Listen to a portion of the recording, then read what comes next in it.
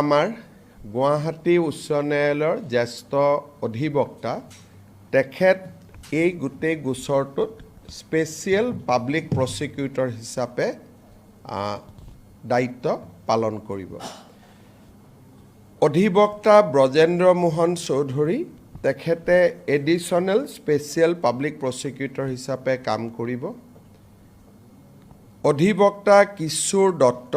তেখেতে assistant special public prosecutor হিচাপে কাম কৰিব। অধিবক্তা প্ৰাঞ্জল দত্ত তেওঁ এছিষ্টেণ্ট স্পেচিয়েল পাব্লিক প্ৰচিকিউটৰ হিচাপে কাম কৰিব। অধিবক্তা বিকাশ জামাৰ তেখেত এছিষ্টেণ্ট স্পেচিয়েল পাব্লিক প্ৰচিকিউটৰ হিচাপে কাম কৰিব। এই 5জন অধিবক্তাৰে গঠিত ন্যায়িক টীমটোৱে এই গোটেই যি আমি চাৰ্জশ্বীট দাখিল কৰিছোঁ, অভিযোগনামা দাখিল কৰিছোঁ, এই গোটেই ন্যায়িক প্ৰক্ৰিয়াটো আগুৱাই লৈ যোৱাত সহায় কৰিব, আদালতক তেওঁলোকে সহায় কৰিব। আজি আমাৰ কেবিনেট বৈঠকত জুবিন গাৰ্গৰ পৰিয়ালে জুবিন গাৰ্গ ফাউণ্ডেশ্যন বা ন্যাস খোলাৰ বাবে যি সিদ্ধান্ত লৈছে তাকো কেবিনেটে আদৰণি জনায় আৰু এই ন্যাসলৈ ৰাজ্য চৰকাৰে 5 কোটি টকাৰ এটা বৰঙণি আগবঢ়াবলৈও সিদ্ধান্ত লৈছে। আমি ৰৈ বিনালে 2,90,00,000 টকা দিছোঁ, কিন্তু সেইটো চিনেমাখনৰ পৰা পোৱা বা GST আৰ্জিত অতিৰিক্তভাৱে ট্ৰাষ্টত যাতে জুবিনৰ স্মৃতি ট্ৰাষ্টটোৱে সুন্দৰভাৱে সংৰক্ষণ কৰিব পাৰে, গানৰ বিভিন্ন ধৰণৰ গীতবোৰ সংৰক্ষণ কৰিব পাৰে, এটা মিউজিয়াম বনাব পাৰে, বিভিন্ন কামত আমি এককালীনভাৱে 5 কোটি টকাৰ এটা ট্ৰাষ্টক সহায় বা আৰ্থিক সহায় আগবঢ়াবলৈ আমি আজি কেবিনেটত সিদ্ধান্ত গ্ৰহণ কৰিছোঁ। পৰৱৰ্তী সময়ত তেওঁলোকে আন আঁচনি দিলেও বা জুবিনৰ সংক্ৰান্তত বা তেওঁৰ স্মৃতিৰ সংক্ৰান্তত আৰু যদি কিবা চৰকাৰক আঁচনি দিয়ে তাৰ ক্ষেত্ৰতো চৰকাৰে ট্ৰাষ্টক সহায় কৰাৰ বাবে সদায় প্ৰচেষ্টা অব্যাহত ৰাখিব। আজি আমাৰ কেবিনেটত বড়ো সাহিত্য সভাক এটা মাল্টিপাৰ্পাছ প্ৰজেক্ট কৰিবৰ কাৰণে বেতকুচিত এবিঘা মাটিৰ আবণ্টন দিয়া হয়। আনহাতে মৰিগাঁও, ডিব্ৰুগড় আৰু কাছাৰ এই বিভিন্ন স্থানত বিভিন্ন ধৰণৰ ব্যক্তিক মিছন বসুন্ধৰা আঁচনিৰ অধীনত ভূমি প্ৰদান কৰা হয়। তাৰো কেবিনেটত আজি বিশদভাৱে আলোচনা হয় আৰু আমি ভূমি আবণ্টন কৰোঁ। আজি কেবিনেটত আমি প্ৰধানমন্ত্ৰী ডাঙৰীয়াৰ প্ৰস্তাৱিত অসম ভ্ৰমণ সম্পৰ্কে আমি দীঘলীয়াকৈ আলোচনা কৰোঁ। প্ৰধানমন্ত্ৰী ডাঙৰীয়া 17 তাৰিখে বিয়লি গুৱাহাটীত আহি উপস্থিত হ'ব আৰু অসমৰ সাংস্কৃতিক জীৱনৰ এটা আপুৰুগীয়া সম্পদ বাগৰুম্বাৰ প্ৰদৰ্শনত তেখেতে ভাগ ল'ব। আমাৰ প্ৰায় 8,000 পৰা 10,000 শিল্পীয়ে সৰুসজাই ষ্টেডিয়ামত বাগৰুম্বা প্ৰদৰ্শন কৰিব আৰু এই প্ৰদৰ্শন বা এই কাৰ্যসূচীত প্ৰধানমন্ত্ৰী ডাঙৰীয়াই অংশগ্ৰহণ কৰিব। নিশা প্ৰধানমন্ত্ৰী ডাঙৰীয়া গুৱাহাটীৰ 1 নম্বৰ ৰাজ্যিক অতিথিশালাত থাকিব। পিছদিনাখন ৰাতিপুৱা 11 বজাত কলিয়াবৰৰ মৌচন্দা পথাৰত তেখেতে এখন ৰাজহুৱা সভাত ভাগ ল'ব। এই ৰাজহুৱা সভাতে তেখেতে কলিয়াবৰৰ পৰা বোকাখাতলৈ 34.5 কিলোমিটাৰ দৈৰ্ঘ্যৰ কাজিৰঙা ৰাষ্ট্ৰীয় উদ্যানৰ বিকল্প পথ হিচাপে এখন ফ্লাইঅভাৰ, যাক আমি এলিভেটেড কৰিডৰ বুলি ক'ম, সেই এলিভেটেড কৰিডৰৰ তেখেতে আধাৰশিলা স্থাপন কৰিব। এই এলিভেটেড কৰিডৰটো নিৰ্মাণৰ বাবে ইতিমধ্যে আমাৰ ইউনিয়ন কেবিনেটে 6,957 কোটি টকা অনুমোদন কৰিছে। ৰাজ্য চৰকাৰে ভূমি অধিগ্ৰহণৰ প্ৰক্ৰিয়া সম্পূৰ্ণ কৰিছে আৰু নেশ্যনেল হাইৱে অথৰিটি অফ ইণ্ডিয়ায়ো নিবিদাৰ প্ৰক্ৰিয়া প্ৰায় চূড়ান্ত পৰ্যায়লৈ লৈ গৈছে। এই এলিভেটেড কৰিডৰটো নিৰ্মাণ হোৱাৰ লগে লগে কাজিৰঙাত বানপানীৰ সময়ত যি বন্য জীৱ জন্তুৰ গাড়ীৰ খুন্দাত বা দুৰ্ঘটনাত মৃত্যুবৰণ কৰিছিলে, সেই ঘটনা এক প্ৰকাৰ নোহোৱা হ'ব। কিন্তু ইয়াৰ যিটো আটাইতকৈ সুফল আমি পাম, সেইটো হৈছে ডিষ্টেঞ্চ। বোকাখাতৰ পৰা কলিয়াবৰ পাবলৈ যিহেতু কাজিৰঙাত স্পীড লিমিট আছে, এখন গাড়ী চলালে বা গাড়ী গ'লে it takes 1 hours and 15 minutes। যদি আজি নুমলীগড়ৰ পৰা আপোনালোকে আহে আৰু জখলাবন্ধা পাব খোজে 1 ঘণ্টা 15 মিনিট লাগিব। এই এলিভেটেড কৰিডৰ হোৱাৰ লগে লগে আমি 20 মিনিটত জখলাবন্ধাৰ পৰা আমি বোকাখাত যাব পাৰিম। ইয়াৰ ফলত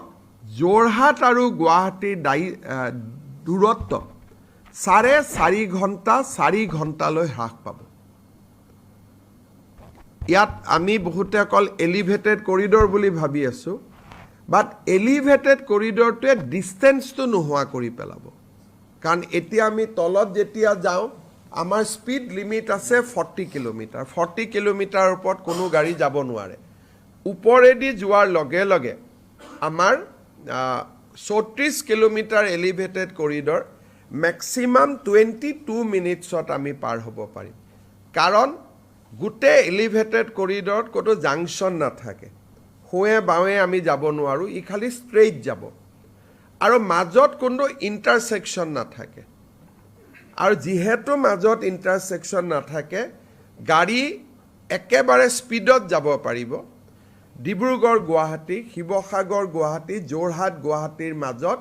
ই ডিষ্টেঞ্চটো একেবাৰে কমাই দিব। বোকাখাতৰ পৰা ৰাতিপুৱা 7টা বজাত গুৱাহাটীলৈ আহিলে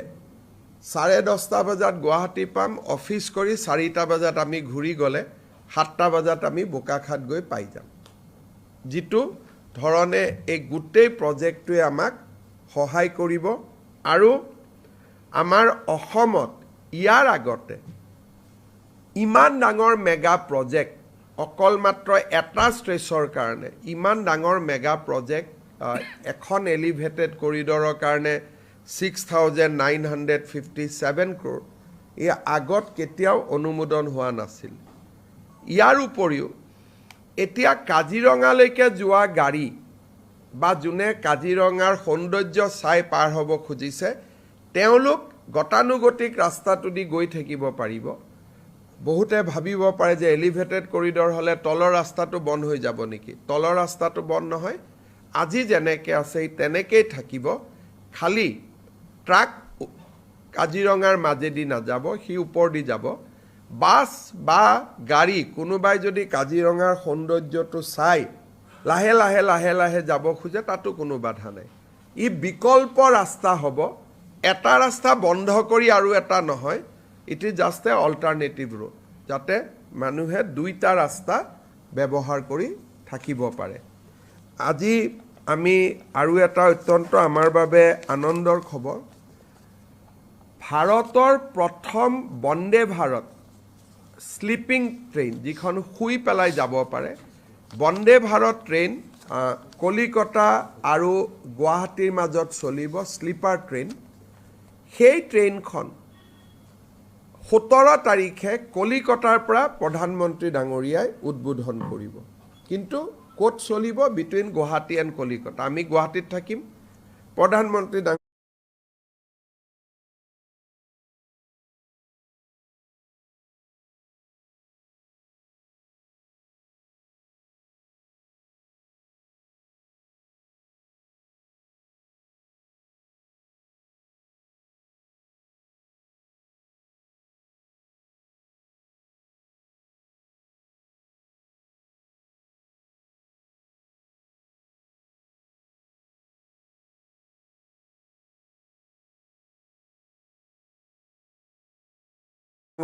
কলিকতাৰ পৰা ইনগ্ৰেট কৰিব কিন্তু 18 তাৰিখে তেওঁ আমাক আৰু দুখন নতুন ৰেলগাড়ী দিব এখন ডিব্ৰুগড়ৰ পৰা গুমটি বা লক্ষ্ণৌলৈকে যাব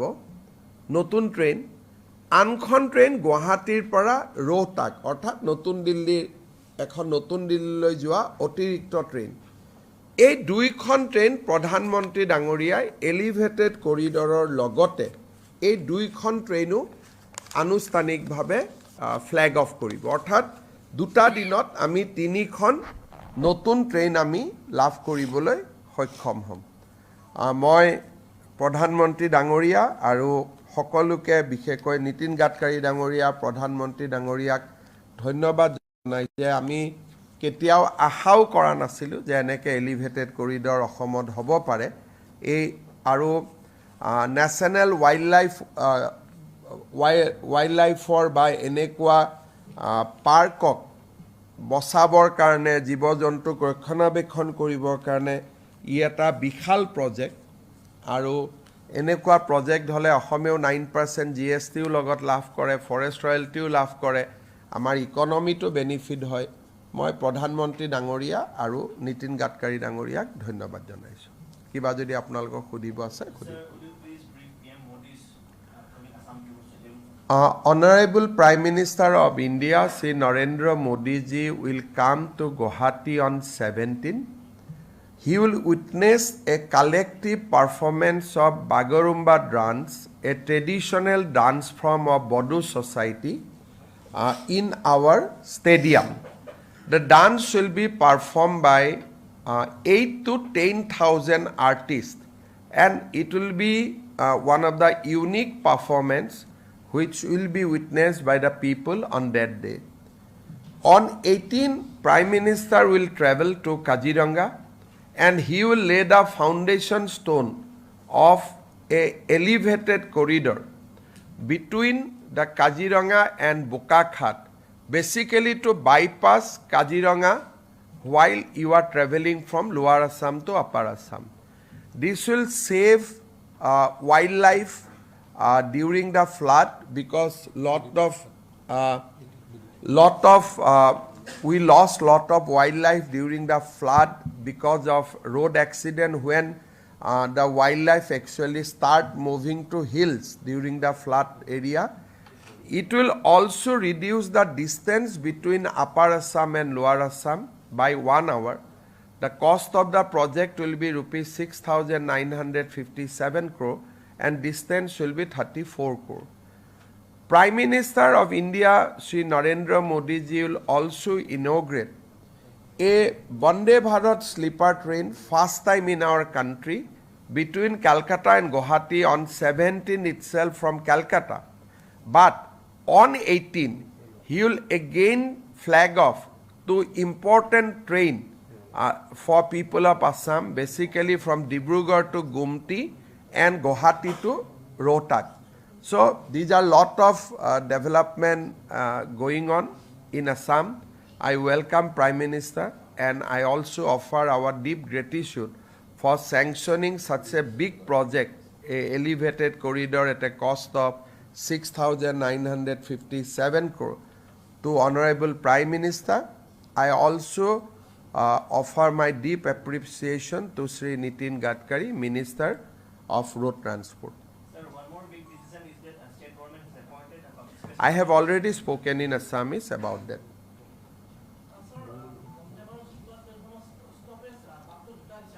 খুব ভাল কথা ষ্টপেজ যদি হৈ যায় ইটো আৰু বন্দে ভাৰত নহব আমাকতো গুৱাহাটী কলকাতাৰ মাজত পইণ্ট টু পইণ্ট লাগে যাতে মাত্ৰ 8 ঘণ্টাত গৈ পাব পাৰে 7 ঘণ্টাত যদি সেইখনো এনেকে গৈ থাকিব পাৰে তেতিয়ালে এখন বন্দে ভাৰত নহবগৈ সেইকাৰণে যদি ৰখি যায় তেতিয়ালেতো নহব এটা 7 ঘণ্টা কমি যাব গতিকে কেপিটেল টু কেপিটেল সেইকাৰণে আমিও বিচৰা নাই যে বন্দে ভাৰতখন কৰবাত ৰখি যাও যদি বঙাইগাঁৱত কেতিয়াবা ৰখে এটা বেলেগ কথা কিন্তু যদি নলবাৰীত ৰখে ৰঙিয়াত ৰখে বৰপেটাত ৰখে এখনটো আৰু বন্দে ভাৰত হৈ নাথাকিলে স্যাৰ অন্য এটা প্ৰসংগ যেটো নিৰ্বাচন আহি আছে নিৰ্বাচনৰ সন্মুখত দেখা গৈছে যে এবাৰ মিয়া মুছলমানৰ ভোটৰ কাৰণে কংগ্ৰেছে আমচুৰ সভাপতি সদ্য পদতিকে সভাপতি ৰেজাউল কৰিমক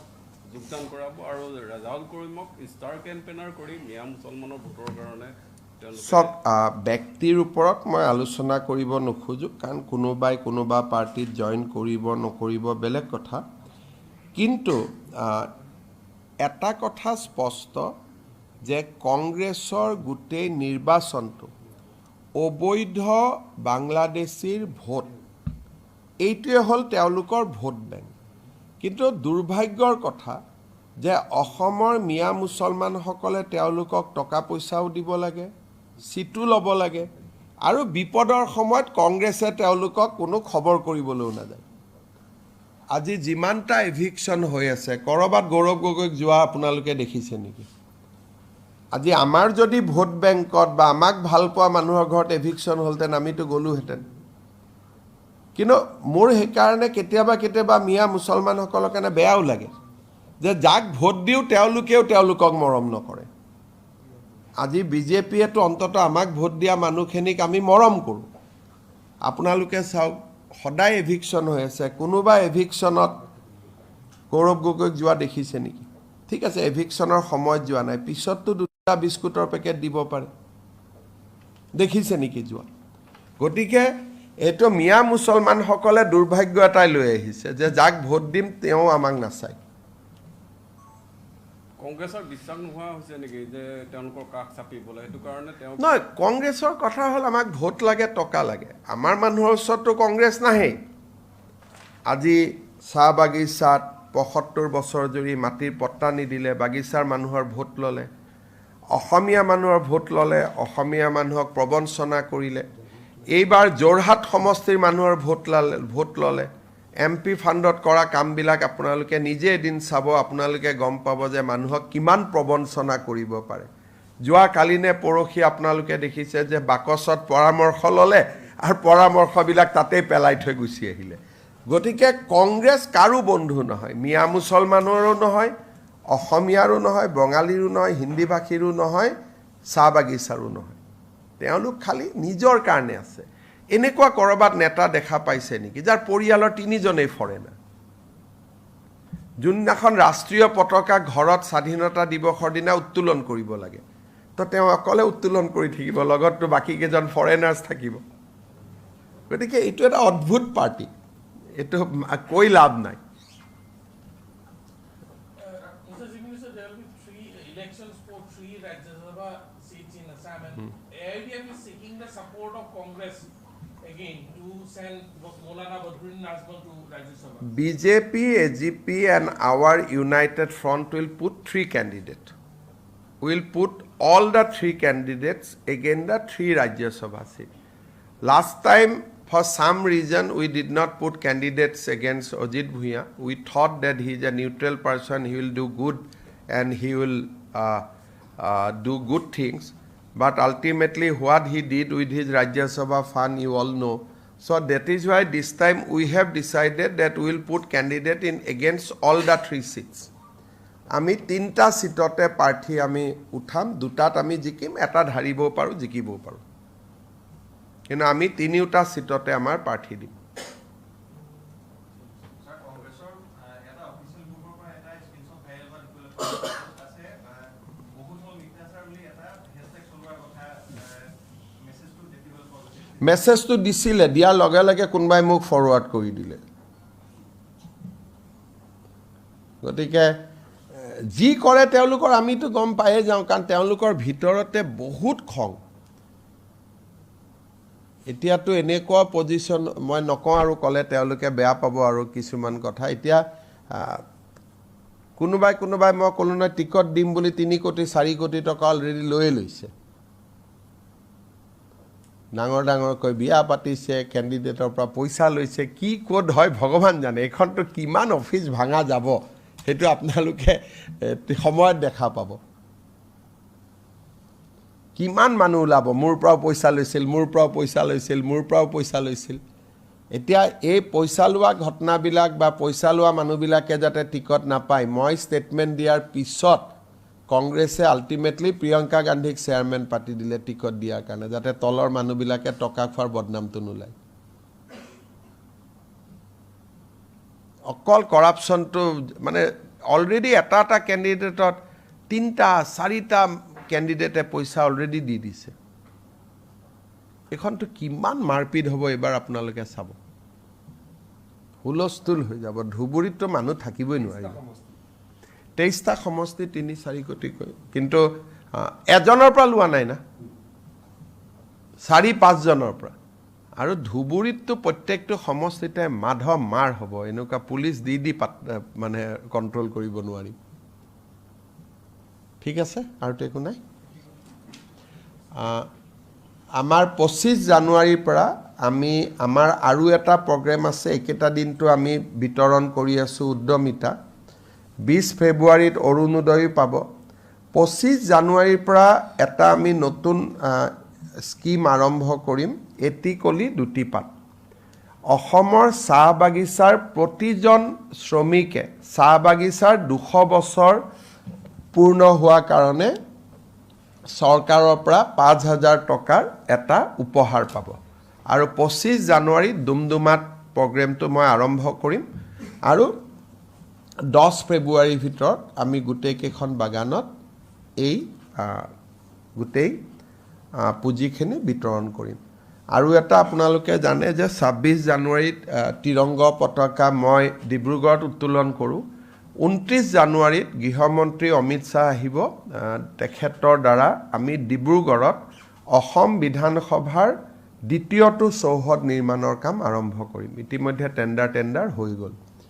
11 তাৰিখে উচ্চতম ন্যায়ালয়ৰ মুখ্য ন্যায়াধীশ আহিব আৰু তেখেতে আমাৰ গুৱাহাটী হাইকোৰ্টৰ নৱনিৰ্মিত বিল্ডিঙৰ কাম আৰম্ভ কৰিব উত্তৰ গুৱাহাটীৰ ৰংমহলত তাৰো টেণ্ডাৰ হৈ গ'ল কেইবাটাও নতুন প্ৰজেক্ট জানুৱাৰীত হ'ব এলিভেটেড কৰিডৰ গুৱাহাটী হাইকোৰ্টৰ নতুন বিল্ডিং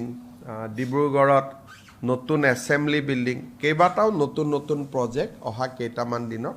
হ'ব গৈ আছে স্যাৰ আৰু এটা থাকি গ'ল যেহেতু আপুনি কৈ থাকে যে পাকিস্তান কানেকশ্যন গৌৰৱ গগৈ আছে আৰু গৌৰৱ গগৈয়ে কয় যে মুখ্যমন্ত্ৰীৰ হাতত একো তথ্য নাই এনেই কৈ থাকে এই বিষয়টো এই বিষয়টো আমি ফেব্ৰুৱাৰীলৈকে নিনিওঁ কথাটো আছিল এনেকুৱা যদি জুবিন গাৰ্গৰ হত্যা আৰু তাৰ পিছৰ পৰিৱেশত মই যদি এইবিলাক ৰাজনীতি কৰিলোহেঁতেন মানুহে বেয়া পালেহেঁতেন গতিকে সময় সুবিধা আৰু চোৱাটো খুবেই প্ৰয়োজনীয় আছিল ছেপ্টেম্বৰ মাহতে আমি এইখিনি উলিয়াই দিব খুজিছিলোঁ কিন্তু 19 তাৰিখতে দুৰ্ঘটনাটো ঘটি গ'ল নহ'লে মই 10 ছেপ্টেম্বৰ মেক্সিমাম 20-22 তাৰিখে দি দিলোহেঁতেন এতিয়া আমি ঠিক কৰি লৈছোঁ এটা সৰু ক্লাৰিফিকেশ্যন এটা FCR সম্পৰ্কত এটা সৰু ক্লাৰিফিকেশ্যন এটা গৃহ মন্ত্ৰালয়ৰ পৰা দিল্লীৰ পৰা আহিব বাকী আছে কিন্তু সেইটো আহক বা নাহক আমি জানুৱাৰী মাহৰ ভিতৰতে আপোনালোককো গোটেই যিমানখিনি দলিল বা কাগজ আপোনালোকক দিব পাৰোঁ আমি দিম আৰু আমি কেছটো আমি ৰেফাৰ কৰি দিম ভাৰত চৰকাৰলৈকে খালি মোৰ এটা সমস্যা আছে এইটোৱে যে 18 তাৰিখে ৰাতি মই ডেভছত যাম 24ত আহি পাম হয় 24ৰ পৰা 31ৰ ভিতৰত নহ'লে 15ৰ পৰা 18 তাৰিখৰ ভিতৰত এই দুটা টাইমলাইনৰ ভিতৰতে কৰিব লাগিব কিন্তু ফেব্ৰুৱাৰী গৈ নাপায় আমি এইটো জানুৱাৰীতে আমি আপোনালোকৰ সন্মুখত গোটেই বস্তুটো লৈ আহিম বহুত ডাঙৰ ষড়যন্ত্ৰ আৰু এই ষড়যন্ত্ৰটো অসমৰ ৰাইজে জানিবই লাগিব আৰু মইতো ভাবোঁ যে আমাৰ হাতত যিখিনি ডকুমেণ্টছ আছে সেইখিনিতো বিগিনিং কাৰণ আমিতো মেইল চেক কৰিব নোৱাৰোঁ মোবাইলত যাব নোৱাৰোঁ আমাৰ ৰেষ্ট্ৰিকশ্যন আছে কিন্তু যেতিয়া NIAৰ ওচৰত যাব তেতিয়া আমি যদি 10% দিছোঁ পিছত ভাৰত চৰকাৰে 100% দিব পাৰিব